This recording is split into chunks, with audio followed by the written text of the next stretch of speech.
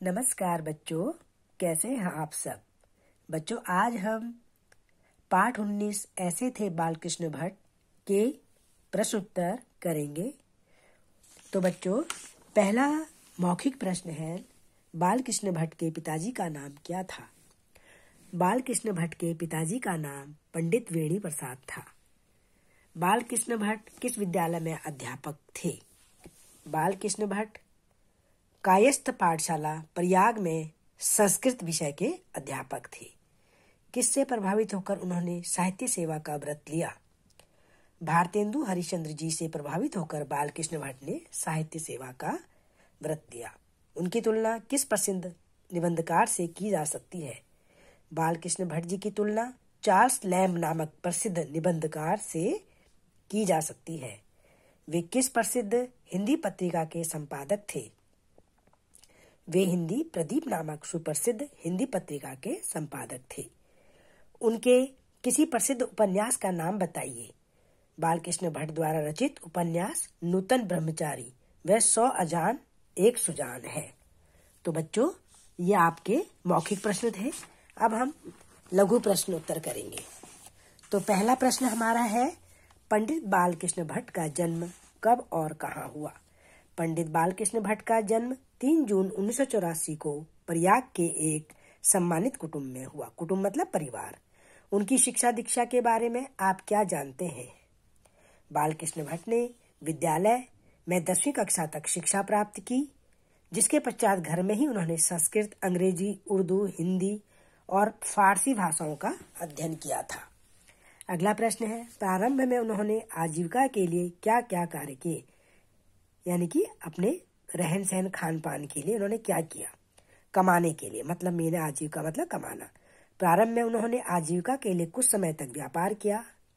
तत्पश्चात कायस्थ पाठशाला प्रयाग में संस्कृत का अध्यापन कार्य किया, यानी कि अध्यापक बने वो। उसके बाद पंडित बालकृष्ण भट्ट साहित्य सेवा में लग गए। अगला प्रश्न है, उनके निबंध संग्रह के नाम लिखिए। साहित्य सुमन और भट्ट निबंधावली उनके निबंध संग्रह के नाम है। उनके अनुदित नाटक कौन से हैं, यानी कि जिनको उन्होंने अनुवाद करके लिखा। पंडित बालकृष्ण भट्ट ने बंगला व संस्कृत भाषा के नाटकों को हिंदी भाषा में अनुदित मतलब अनुवाद करना किया। उनके अनुदित नाटक वेणी संहार, मृच्छकटिक और पद्मावती आदि हैं। उनके मौलिक नाटकों और उपन्यासों के नाम लिखिए। उन्होंने दमयंती स्वयंवर, बाल विवाह, चंद्रसेन, रेल का टिकट, खेल आदि मौलिक यानी कि मूल रूप से नाटकों की रचना की। वह उनको हिंदी भाषा में अनुदित भी किया, यानी कि अनुवाद किया।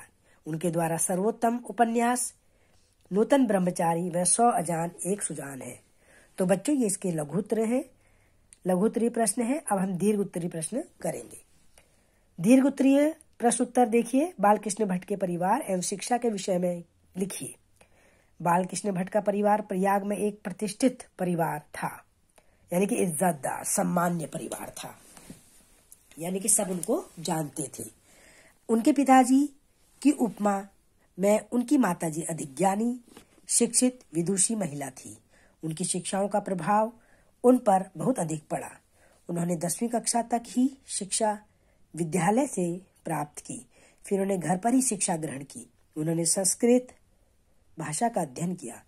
उन्हें हिंदी, अंग्रेजी, उर्दू, फारसी आदि भाषाओं का ज्ञान भी हो गया था, यानी कि घर पर रहकर ही उन्होंने आगे की पढ़ाई की थी। अगला है, बालकृष्ण भट्ट के बहुचर्चित निबंध कौन कौन से हैं, उनके बारे में विशेषताएं बताइए। तो आंख, नाक, कान, बातचीत, आत्मनिर्भरता, चारुचरित्र आदि बालकृष्ण भट्ट के बहुचर्चित निबंध हैं। बालकृष्ण भट्ट के निबंधों की विशेषताएं यह थी कि ये सुरुचि संपन्न होने के साथ साथ कल्पना की ऊंची उड़ान भी भरते हैं। उनके निबंध हास्य व्यंग से भरपूर भी है। अगला प्रश्न है, भट्ट जी एक अच्छे और सफल पत्रकार थे, कैसे। पंडित बालकृष्ण भट्ट जी एक अच्छे और सफल पत्रकार ऐसे थे कि उन्होंने 32 वर्षों तक हिंदी वर्धनी सभा की स्थापना कर हिंदी मासिक पत्र हिंदी प्रदीप का प्रकाशन किया। बालकृष्ण भट्ट जी उसे नियमित रूप से चलाते भी रहे। उन्होंने हिंदी शब्द सागर के संपादन में बाबू श्याम सुंदर दास व रामचंद्र शुक्ल जी के साथ कार्य भी किया था। अगला प्रश्न है, भट्ट जी की भाषा पर उनके व्यक्तित्व का पूरा प्रभाव दिखाई देता है, इस कथन की सार्थकता बताइए। जी हाँ, यह कथन सत्य है कि भट्ट जी की भाषा पर उनके व्यक्तित्व का पूरा प्रभाव दिखाई देता है। भाषा की दृष्टि से अपने काल के लेखकों में उनका स्थान बहुत ही ऊंचा था। कहावतों और मुहावरों के प्रयोग ने उनकी भाषा में 4 चांद लगा दिए हैं। भट्ट जी की भाषा में तत्सम शब्दों का प्रयोग के साथ साथ ही उर्दू, अरबी, फारसी, अंग्रेजी शब्दों का प्रयोग भी हुआ है। यही कारण बतलाते हैं कि उनकी भाषा पर उनके व्यक्तित्व का पूरा प्रभाव दिखाई देता है। अगला प्रश्न है, भट्ट जी की शैली के कितने रूप दिखाई देते हैं? उनकी प्रतिनिधि शैली कौन सी थी? भट्ट जी की लेखन शैली में कई रूप उनके द्वारा रचित निबंधों, नाटकों और उपन्यासों में दिखाई देते हैं। उन्होंने अपनी मुख्य रचनाओं में विचारात्मक, वर्णनात्मक, भावात्मक आदि शैलियों का प्रयोग किया। उनकी प्रतिनिधि शैली भावात्मक शैली थी, जिसका प्रयोग उनके द्वारा साहित्यिक निबंधों में किया गया है। अगला प्रश्न है, साहित्य सेवा के प्रति उनकी रुचि की चर्चा करते हुए बतलाइए कि उन्होंने किन किन महत्वपूर्ण रचनाओं से हिंदी साहित्य को समृद्ध किया, यानी कि धनी बनाया, संपन्न किया। इसका उत्तर है, साहित्य सेवा के प्रति उनकी रुचि प्रारंभ से ही थी, अतः वे जीवन भर हिंदी साहित्य की उन्नति और सेवा में लगे रहे। वे अपनी महत्वपूर्ण रचनाओं से हिंदी साहित्य को समृद्ध करते रहे। साहित्य सुमन व भट्ट निबंधावली, उनके निबंध संग्रह, दमयंती स्वयंवर, बाल विवाह, चंद्रसेन आदि उनके नाटक, वैणिक संहार, पद्मावती आदि उनके अनुदित अनुवाद किए हुए नाटक, नूतन ब्रह्मचारी, 100 अजान 1 सुजान आदि उनके उपन्यास हैं।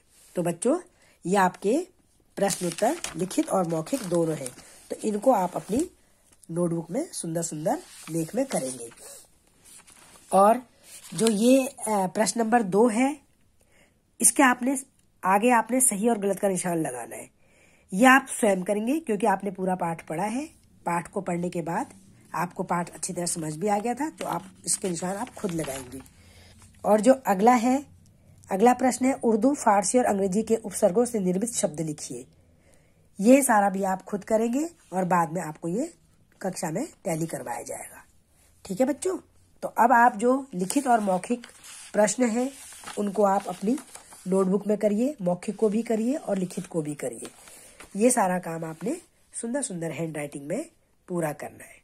तो चलिए बच्चों, अब आप अपना मौखिक प्रश्न को बुक में लिखना है, आपने जरूर लिखना है बुक में, और जो लिखित, लघु और दीर्घ हैं उनको आपने नोटबुक में लिखना है।